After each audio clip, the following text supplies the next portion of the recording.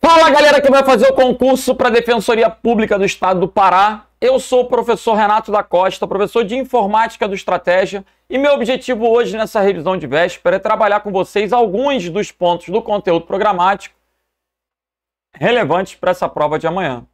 Bom, foi bem difícil encontrar questões da Banca La Salle, né? Mas todas que eu encontrei eu trouxe. Antes da gente ver as questões, vamos dar uma olhada no conteúdo programático. Conhecimentos acerca do sistema operacional Windows 11 e superiores. O Windows 11 é o top hoje em dia. A maior parte das provas ainda cobra o Windows 10, mas as diferenças são muito sutis e os assuntos, pelo que o examinador descreve, tendem a ser comuns a qualquer Windows. Legal. O Word e Excel, a última versão, 365. E aí, toda a matéria de Word, toda a matéria de Excel. Beleza. Navegador Google Chrome. Então, não necessariamente ele vai cobrar a parte de redes de computadores, ele só está abordando os navegadores. E fluência de dados. Talvez esse ponto da matéria seja o ponto que vocês têm mais expectativa, mas não para uma revisão de véspera. Por quê? Essa parte de fluência de dados, só para ter ideia, só esse trechinho aqui de fluência de dados corresponde ao conteúdo programático todo da prova da Receita Federal. E os assuntos são muito complexos. Então, hoje, numa revisão de véspera, só dá para eu falar aquilo que é fácil de ser entendido e fácil de ser lembrado. Porque de longe, eu vou querer causar pânico ou assustar vocês numa véspera de prova com um tema que, inclusive, a gente não tem histórico de questões da banca. É uma caixinha de surpresa.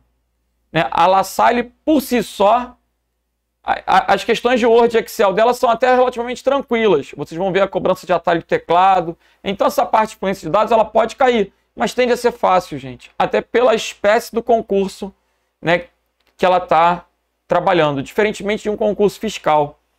Bom, é o que a gente acredita. Mas quando eu penso em fluência de dados, o que eu posso falar hoje, rapidinho? Bom, eu posso falar primeiro sobre a diferença entre dados estruturados e dados não estruturados. É como se eu estivesse apostando assuntos, né? Se eu tivesse que casar dinheiro, eu acho que eu apostaria em dados estruturados e dados não estruturados. Qual é a diferença entre os dados estruturados e os não estruturados? Todo dado estruturado é visto como uma tabela. E aonde a gente vai encontrar tabelas? Em planilhas, em bancos de dados, arquivos com extensão CSV, são arquivos estruturados. Então, sempre que eu vir uma estrutura de linhas e colunas, eu posso pensar em uma tabela. Legal. Agora, o que são dados não estruturados? A maior parte dos dados do mundo são não estruturados. Vídeos, áudios. Eu estou produzindo agora uma videoaula, são dados não estruturados. As curtidas no Instagram, as postagens numa rede social, os e-mails, os textos, são todos dados não estruturados. Então, a rigor, tabela, planilha, banco de dados, estruturado. Outros, não estruturado. Beleza? Se uma questão abordar na prova, o que é mais frequente? Estruturados ou não estruturados? Não tenha dúvida. Não estruturados, a gente tem um volume muito maior de dados não estruturados do que de dados estruturados. Beleza? Agora, pegando aqui rapidamente esse conceito de Big Data. Quando eu penso em Big Data, o Big Data ele tem uma teoria chamada teoria dos 5 Vs. Já ouviu falar nisso? Bom, se tu não ouviu, tudo que eu estou falando hoje dá tempo de tu aprender para amanhã. Então vem comigo, ó. Velocidade, volume, velocidade, variedade, veracidade e valor. Volume, velocidade, variedade, veracidade e valor. O Big Data é um fenômeno. O fenômeno, ele surgiu a partir do momento que a gente passou a ter uma enorme quantidade de dados sendo gerados a partir de sensores, câmeras, e esses dados vão ficando armazenados porque o custo do armazenamento diminuiu. Então, nesse contexto, né, de IoT, de internet das coisas, onde tudo está sendo computadorizado, nesse contexto de computação ubíqua, a gente tem o quê? Uma produção em grande volume de dados, em uma diversidade, em uma variedade de sensores, leitores, produzindo dados. Então, volume, velocidade e variedade são 3 dos 5 Vs. Apagou. Eu vi que apagou. Então, ó, teoria dos 5 Vs, teoria de Big Data. Vou decorar. Volume, volume. Volume tem a ver com o quê? Volume.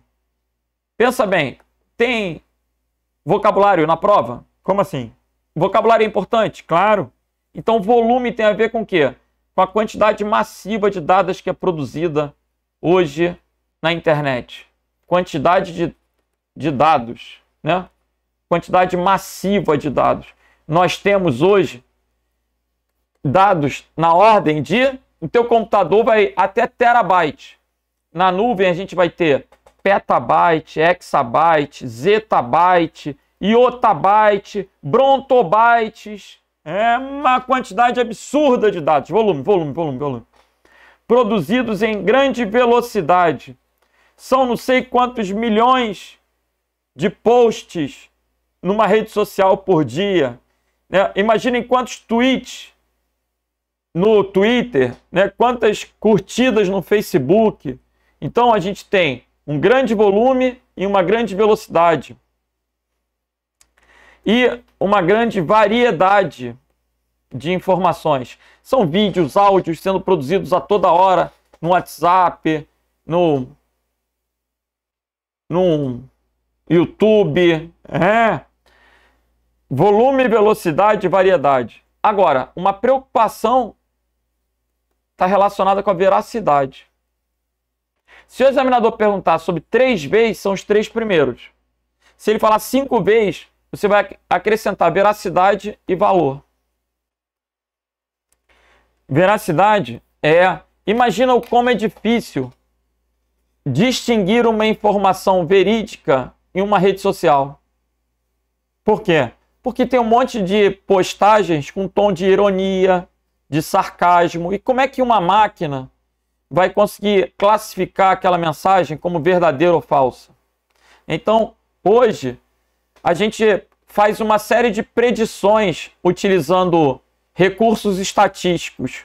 Com o Big Data, a gente consegue tratar esses dados não estruturados, para insights, para gerar descobertas. O objetivo do Big Data é permitir predições.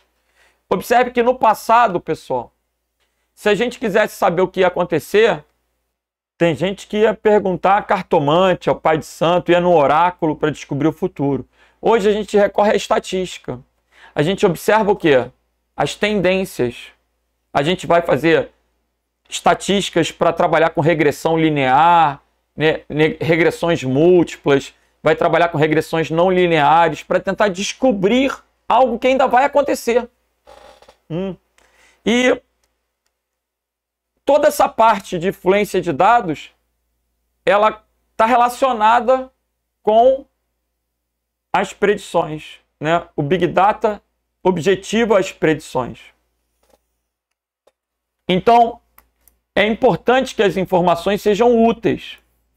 É importante que eu consiga descartar informações falsas para poder realizar uma análise confiável, de modo que os meus resultados tenham valor. Ok? Então, decorem: volume, velocidade, variedade, veracidade e valor.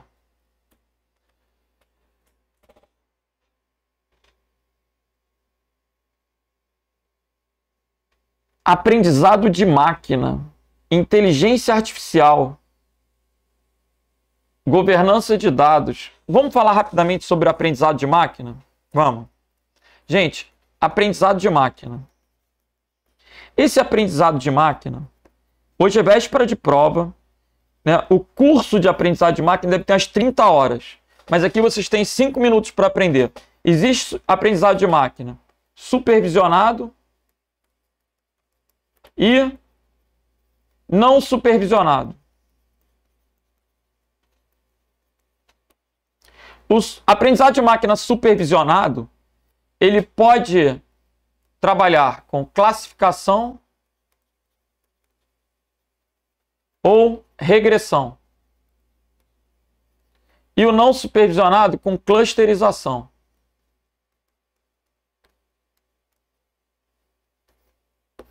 Olha aí. Classificação, regressão e clusterização. O aprendizado de máquina, ou machine learning, é um braço da inteligência artificial, onde o computador vai trabalhar as informações. Como é que funciona esse aprendizado supervisionado? Já notou aí que o supervisionado ele vai objetivar classificar dados, rotular dados, ou trabalhar com regressão, enquanto o não supervisionado trabalha com clusterização, que pode ser chamado de agrupamento. Agora eu vou tentar explicar isso. Como é que funciona o aprendizado para uma criança? Se tu pegar uma criança na rua, a minha filha, vou dar um exemplo. Quando a minha filha era pequena, eu saía com ela, e aí, a primeira vez que ela viu um cachorro, ela ficou nervosa. Eu virei para ela e falei assim: Belinha, eu apontei para ela, o que eu falava? Imagina, papai falando para uma criança que viu um cachorro, que apontava para o cachorro e falava o quê? Au, au, au, au. Isso é um aprendizado supervisionado. Ela olhava o cachorro e falava au, au, au, au, au, au. Aí ela aprendia que aquilo era um cachorro. Depois eu estava andando na rua, passou um gato. Aí ela olhou e falou assim: papá, papá, papá, au, au, au, au, au, au. Aí eu falei: não, Belinha, não, Belinha. Não é au, au, é miau. Miau, miau, miau, miau. Por quê? Enquanto ela só conhecia cachorro, tudo era au, au. Aí eu expliquei para ela o que era um cachorro e expliquei para ela o que era um gato. E a partir da observação das características, ela passou a distinguir o cachorro do gato. E aí ela olhava: papai, miau. Aí eu falava: muito bem, Belinha. Dava uma balinha para ela: muito bem, você acertou. E assim, ela está tendo o quê? Um aprendizado supervisionado. Né? De repente, eu levei ela na roça. Aí, passou uma galinha. Ela olhou para mim, olhou e falou assim: papai, papai, au, au. Eu falei: não. Papai, papai, miau. Eu falei: não. E aí ela, não sabia o que era. Para ela só tinha duas coisas: au, au e miau. Aí eu falei para ela: cocó, cocó, cocó. E ela aprendeu o raio da galinha.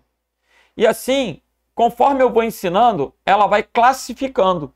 Mas ela vai chamando de galinha, ela vai chamando de peixe, ela vai chamando de gato, ela vai chamando de cachorro. Observem que tem os labels, tem os rótulos. Tá? Essa é a característica do aprendizado supervisionado. Beleza? Supervisionado baseado na classificação.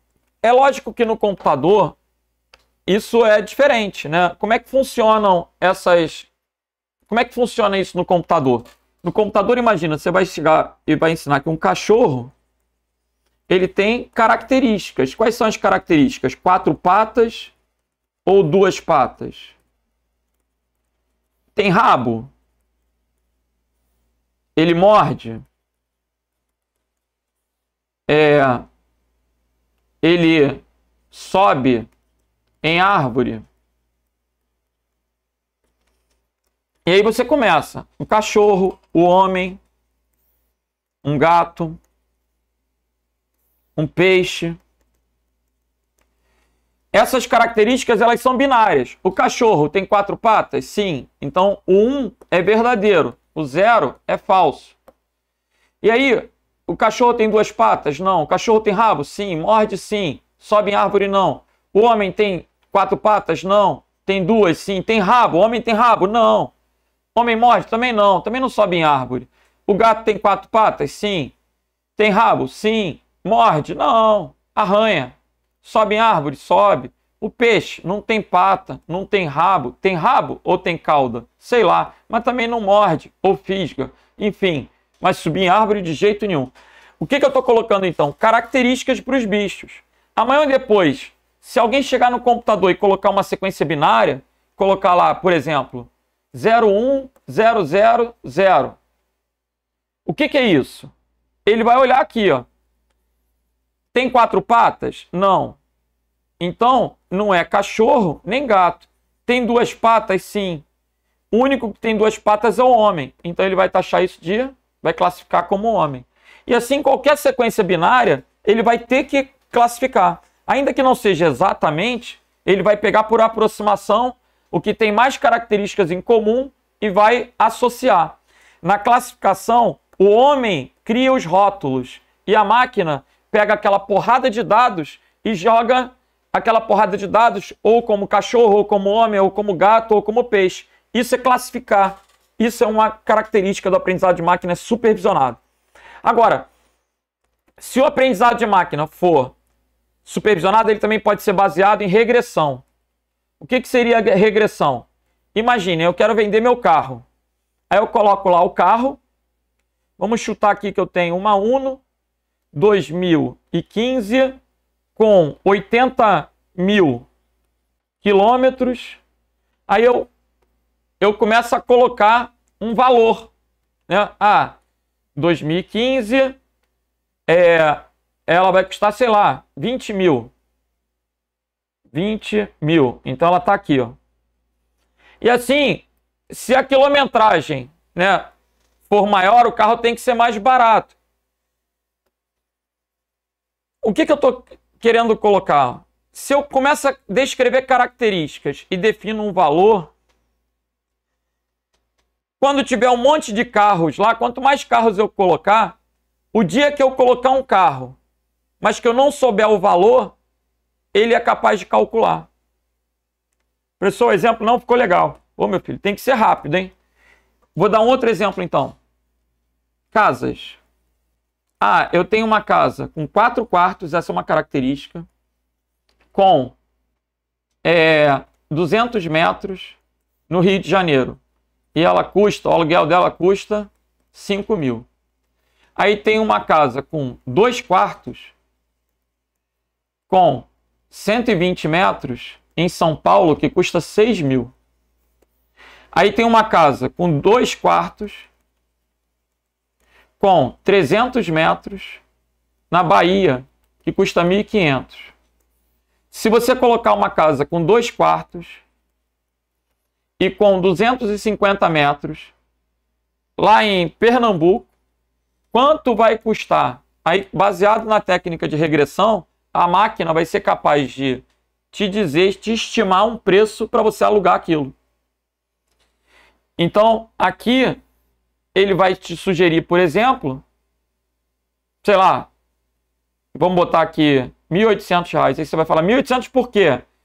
Porque ele começa a perceber pela latitude e longitude que o Sudeste é mais caro que o Nordeste, por exemplo. E aí, baseado na metragem, na quantidade de quartos, que são as características, ele vai traçar um preço. A ideia de regressão é essa. Então, hoje, quando você vai alugar um imóvel, se você colocar no 5º andar as características do imóvel, ele te sugere o preço. Ele te sugere o preço ideal para você alugar. Se você quiser alugar mais caro, tudo bem, mas aí vai ser mais difícil de alugar. Então, hoje, quando você vai querer vender um carro, quando você coloca os dados, ele te dá o preço ideal para vender. Como é que o sistema faz isso? Utilizando essa técnica de regressão. Percebam que o aprendizado de máquina, gente, ele é usado hoje em dia em vários sistemas. Hoje, por exemplo, quando eu entrar à noite no Netflix para assistir um filme, ele já me recomenda um filme. Como é que ele pode me recomendar? É uma inteligência artificial. A partir do momento que eu vou vendo filmes até o final, que eu vou curtindo os filmes, ele vai classificando os gêneros de filme que eu gosto, para poder depois me sugerir. Então são técnicas de predição que surgem baseadas em inteligência artificial. O aprendizado de máquina é um braço da inteligência artificial. Agora, vamos falar rapidinho da clusterização. Qual a diferença do aprendizado supervisionado para o não supervisionado? No não supervisionado, o homem não ensinou nada. Observem que no supervisionado, para classificar, eu tive que descrever as características de cada rótulo, de cada label, gato, cachorro. Para regressão, eu tive que colocar as características de cada imóvel, de cada carro, para ele poder calcular o preço, por exemplo. Agora, na clusterização, que é o aprendizado não supervisionado, a máquina vai separar as informações, vai agrupar as informações por afinidade. Quanto mais parecidas, elas vão ficando agrupadas. Vamos dar um exemplo? Se o computador analisar a mesma quantidade de dados, por exemplo, se ele colocar aqui, ó,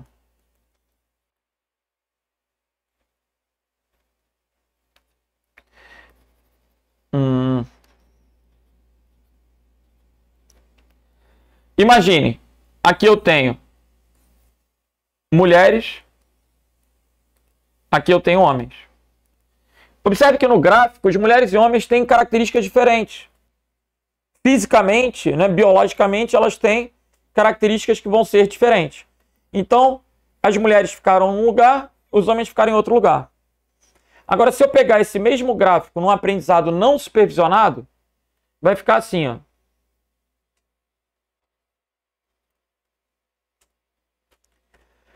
Qual a diferença? Continuaram distantes, por quê? Homens e mulheres têm características diferentes. Sendo que ele não consegue rotular o que é homem nem o que é mulher. Ele só faz o quê? Agrupar. Então ele só agrupa aqui, mas eu não consigo saber o que é. Eu vou ter que analisar isso. Ele só fez rotular. Na clusterização, as informações elas vão ficar próximas pela semelhança. É um conceito que a gente chama de homofilia. Quanto mais próximo, quanto mais semelhante, mais próximo. É o conceito da clusterização. Lembra que cluster é agrupamento. Só que no cluster eu não consigo distinguir as informações. Eu só agrupo elas por semelhança. Legal, legal, legal. Acho que já foi suficiente, pessoal. Dentre aquilo que pode ser falado numa véspera de prova,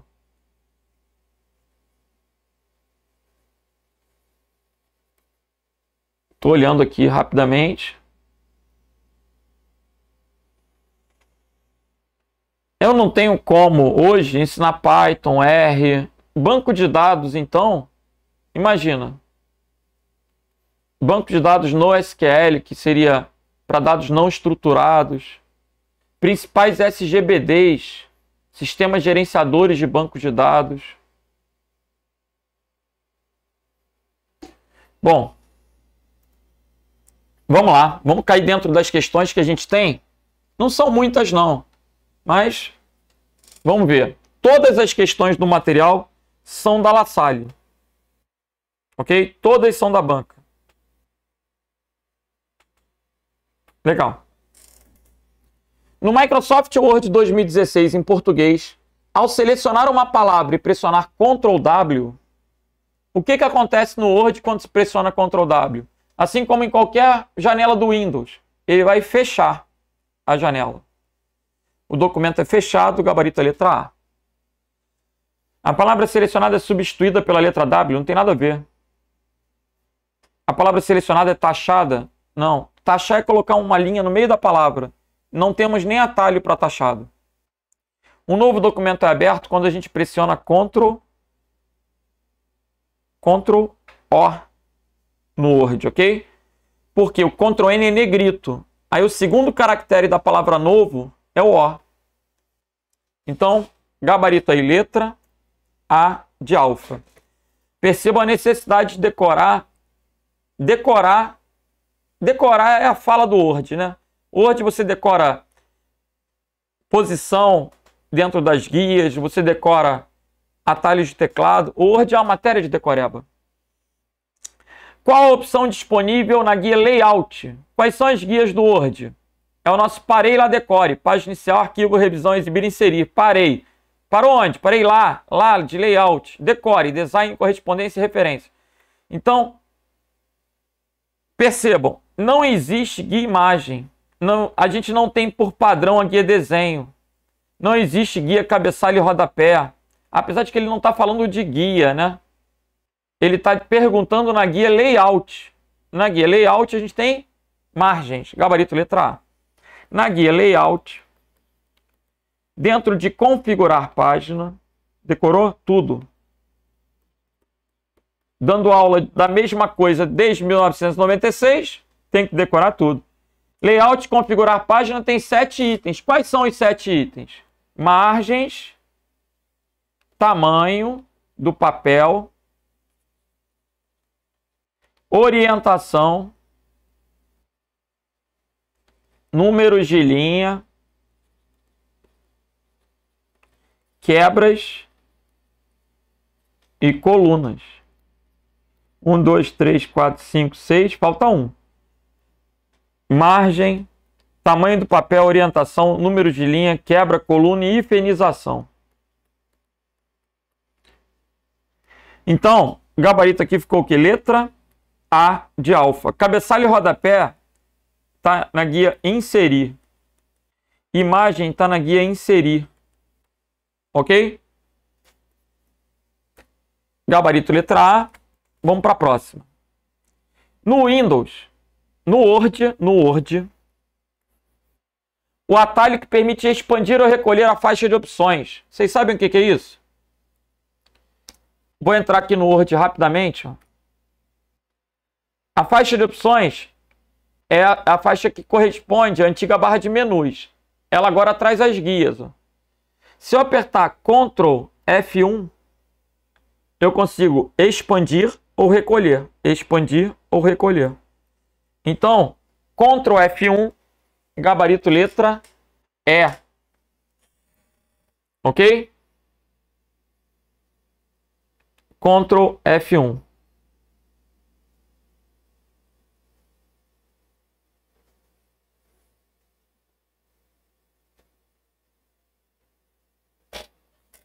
Vamos para a próxima.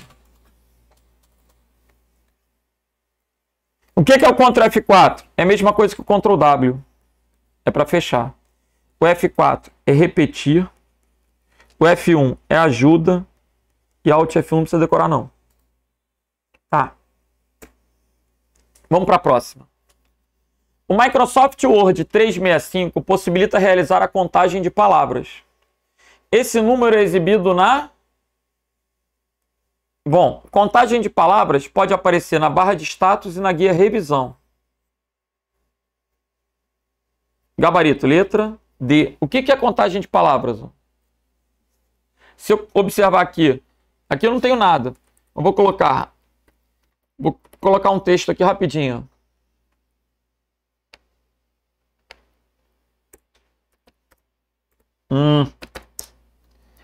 Agora tem 146 palavras. Isso é a contagem de palavras. Eu posso tanto clicar aqui na barra de status, quanto eu posso clicar lá na guia revisão e contagem de palavras.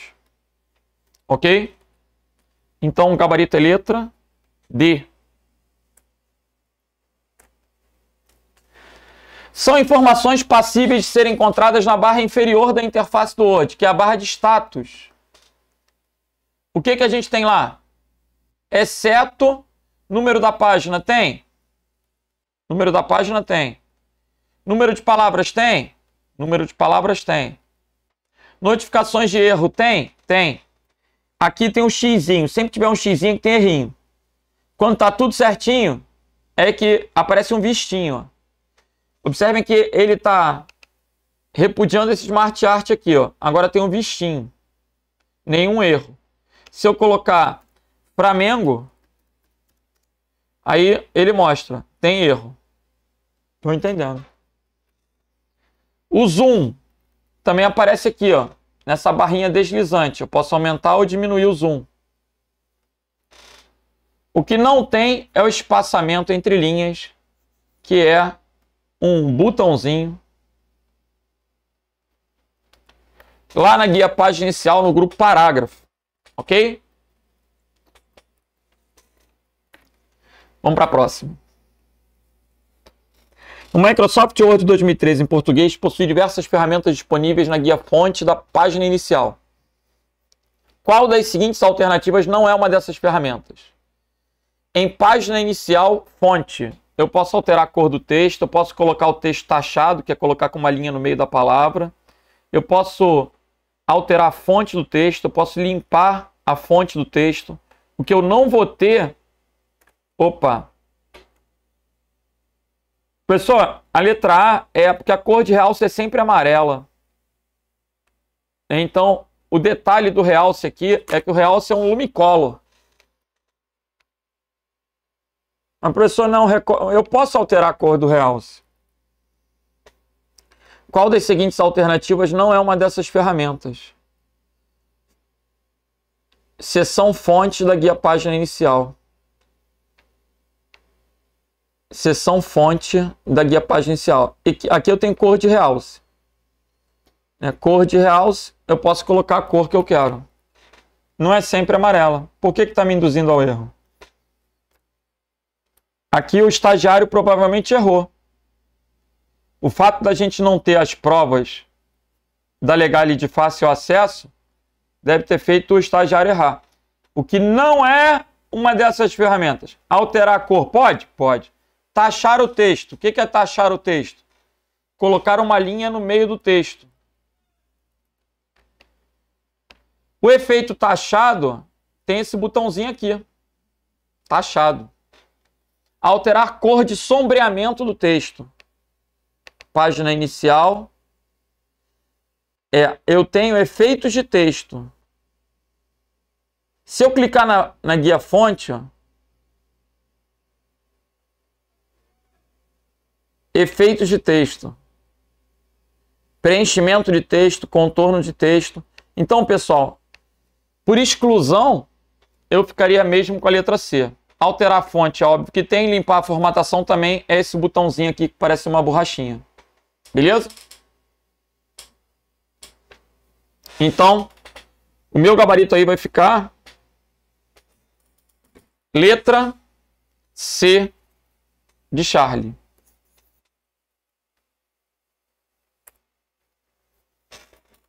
Vamos para a próxima. Vamos embora.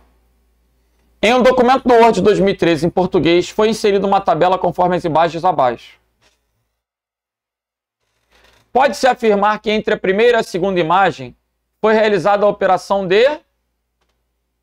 O que aconteceu aqui, ó? Entre a primeira e a segunda imagem, o que mudou foi isso aqui, ó. Não é? E o que ele fez? 1, 6, 11, 16, 21. 1, 6, 11, 16 e 21.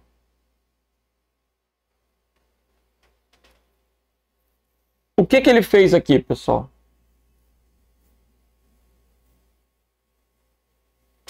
3, 8, 3, 8, 13, 18 e 23. 3, 8, 13, 18 e 23. 4, 9, 14, 19, 24. 4, 9, 14, 19, 24. Percebam. O que ele está mostrando que ele fez aqui no Word foi mesclar as células. É que o Word tem um comportamento diferente do Excel. É isso que causou estranheza logo no início. Então, acho que pode ser uma questão relevante. Vamos ver no Word e depois vamos ver a mesma coisa no Excel. Inserir, tabela. Observem aqui, ó, 1, 2, 3, 4. eu posso pegar essas duas células, clicar com o botão direito e mesclar. Mesclar vai fazer com que as duas virem uma só. Quando eu seleciono e mando mesclar, as duas viraram uma só. E observem que os dados permaneceram nessa célula mesclada. A única coisa é que a célula ficou grandona, não tem mais aquela linha dividindo, né? As duas viraram uma só. Mas o que pode ser uma pegadinha? Por que, inclusive, eu demorei a entender? Porque confunde com Excel. No Excel, ele sempre preserva o canto superior esquerdo. Olha aqui, ó. 1, 2, 3, 4. Se eu mesclar no Excel, eu vou perder informações. Nesse caso, quando mesclar, ele vai preservar somente o canto superior esquerdo. Beleza. Somente o canto superior esquerdo. Beleza? Então, o gabarito dessa questão é a letra B. E o efeito visual do Word para o Excel é diferente. Enquanto o Word, a gente pegou as células. Ele pegou essas duas células aqui e mesclou. Aí ficou 13 e 14. No Excel, se ele fizesse isso, ia preservar só o 13, que é o canto superior esquerdo. Ok? Então é exatamente isso aqui que ele mesclou. Entendi.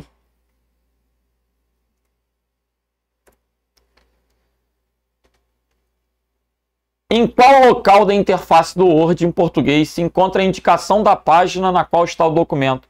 A página que você está fica lá na barra de status. E a barra de status é a barra que aparece o quê? Na parte inferior. Esquerda ou direita? Inferior esquerda. No canto inferior esquerdo, ó, eu vou direto lá na página. Página 1. Então, canto inferior esquerdo, gabarito letra D. Já viu que ele gosta de barra de status, né? Beleza. No Word 2013, qual a tecla que acompanha o Ctrl, formando o atalho para alinhar a direita? Como é que é? Alinhar a direita. Você não sabia que direita é com G? Ah, então decora. De hoje para amanhã, meu filho. Ctrl G é de direita. Ctrl C é copiar. Ctrl D é formatar fonte. Ctrl J é justificar. E Ctrl K é criar link. Hiperlink. G é direita. Gabarito letra C. Vamos para a próxima. Com relação ao que é possível inserir no documento no Word 2013 em português, presente na guia Inserir, analise as afirmativas abaixo e julgue verdadeiro ou falso. Qual a sequência correta? Na guia Inserir, no Word 2013, existe imagem. Clipart é uma terminologia que morreu. Atualmente não se fala mais clipart, se fala imagem online. E existe sim caixa de texto, só que está num lugar diferente, né? Enquanto a imagem está dentro de ilustrações, é o grupo da guia Inserir, caixa de texto está dentro de texto. Então vai ficar verdadeiro, falso, verdadeiro. Verdadeiro, falso, verdadeiro. Essa foi uma pegadinha, né? Qual é a diferença de imagem para imagem online? Imagem é para pegar fotos que você tenha na máquina, JPG, GIF, BMP, PNG. Enquanto imagem online é que substitui o clipart. Próxima. São informações passíveis de serem encontradas na barra inferior, exceto, parece repetido. Tem número de página, tem número de palavras, tem notificações de erro, tem zoom, essa é repetido. Próxima. No Word, em sua configuração padrão, assinale aqui completa o texto. Quem fornece uma visão geral do seu documento, adicionando um sumário? O texto usando um estilo de título será incluído automaticamente. Sumário. Sempre que ele fala estilo de título, é para criar sumário automático. Ok?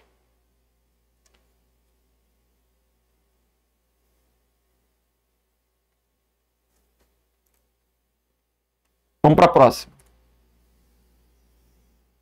No Microsoft Word 2013, alinhamento, recuo e espaçamento são configurações aplicáveis ao parágrafo. Alinhamento esquerda, centralizado, direita, justificado, recuo. Recuo de primeira linha, recuo à esquerda, direita, deslocado. Espaçamento simples, 1,5, duplo, espaçamento entre linhas. São todos aplicados a parágrafo, gabarito letra B.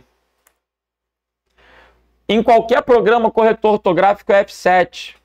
Ok? Em qualquer programa, F7. Ortografia e gramática, no Word é F7. Retrato e paisagem. Retrato é a folha em pé, paisagem é a folha deitada. Isso se refere à orientação do papel. E são opções alteradas a partir da guia Layout em configurar página. Todas essas opções são disponíveis na guia Layout configurar página. No Word, o atalho de teclado para salvar é Ctrl B. Lembra que salvar é B de bombeiro, porque o bombeiro salva. Como é que é? Se estiver morrendo afogado, meu filho, a boia salva. Então, B de bombeiro é para salvar. O Ctrl C é para copiar.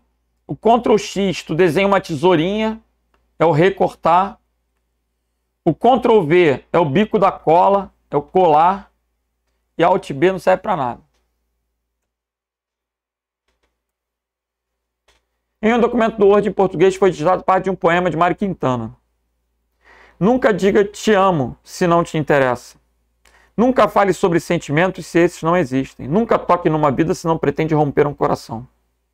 Se aplicarmos o comando substituir tudo, conforme a figura abaixo, ele substituiu nu minúsculo por nu maiúsculo. Ele está substituindo por nu maiúsculo. Mas ele não mostrou aqui para gente o mais. Aqui em mais existe uma opção para diferenciar maiúsculas e minúsculas. Se ele não marcou essa caixinha, se está com a configuração padrão, ele vai substituir tudo que é nu. Então, nu, nu, nu, nu, 1, 2, 3, 4. Quantas substituições serão realizadas? 4. Gabarito letra C. Ok? Ele vai substituir pela letra maiúscula do jeito que está aqui, né? Mas a origem poderia ser maiúscula ou minúscula, porque ele não está diferenciando. Ok? Beleza, fechamos as questões de Word. Vamos bater aí rapidamente umas questões de Excel, ainda nessa revisão de véspera. Vamos nessa. O que ocorre quando se clica 2 vezes rapidamente sobre uma célula? Ele abre o ponto de inserção, o cursor para você poder digitar. Ele chamou isso de barra vertical de inserção, que é o cursor propriamente dito que vai ficar lá piscando. Em uma planilha do Excel, se nas células A1, B1 e C1 são inseridos os valores 2, 4 e 5, 2, 4 e 5, 2 vezes 4 vezes 5 dividido por 2. Qual vai ser o valor da célula C1? 2 vezes 4, 8, vezes 5, 40. 40 dividido por 2. 40 dividido por 2, 20. Gabarito letra B. Tá muito rápido. Revisão. E agora? A1, A2, A3, B1, B2 e B3. A, B. 1, 2, 3. 2, 4, 6, 10, 12, 14. A média de A2 até B3. Olha a maldade. De A2 a B3. É a média desses 4 números. Vai ser 4 mais 12 mais 6 mais 14. Dividido por 4. Aqui eu tenho 36 dividido por 4. Não é isso? 4 mais 12, 16, com mais 6, 22, com mais 14, 36. 36 dividido por 4 vai dar 9. Gabarito letra C de Charlie. E agora? No Excel em português, existem vários tipos de gráficos. Tem gráfico de pizza, tem gráfico de rosca, de bolhas, de radar, montanha não.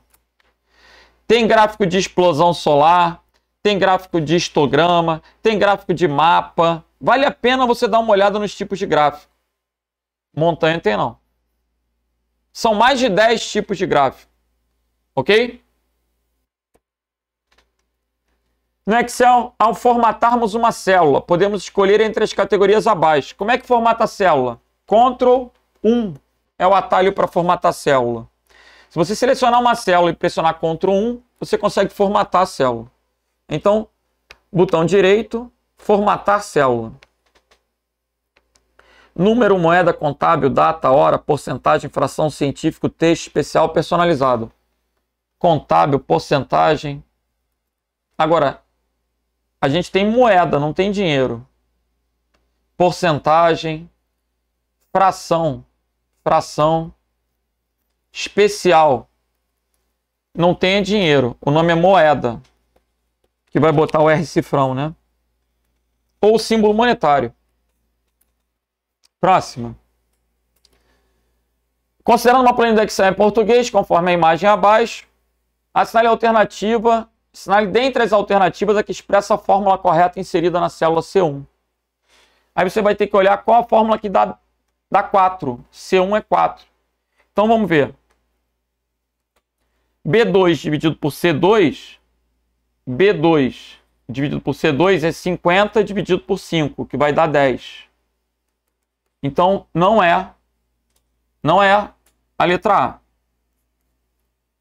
A. A2 vezes A1, 20 vezes 10 dá 200. Dividido por B1, 200 dividido por 40 é igual a 5. Também não é a letra B. A2 vezes B2, 20 vezes 50 dá 1000. Dividido por 10 dá 100. Não é a letra C. B1 dividido por A2, 40 dividido por 20 dá 2. Mais 2, 4.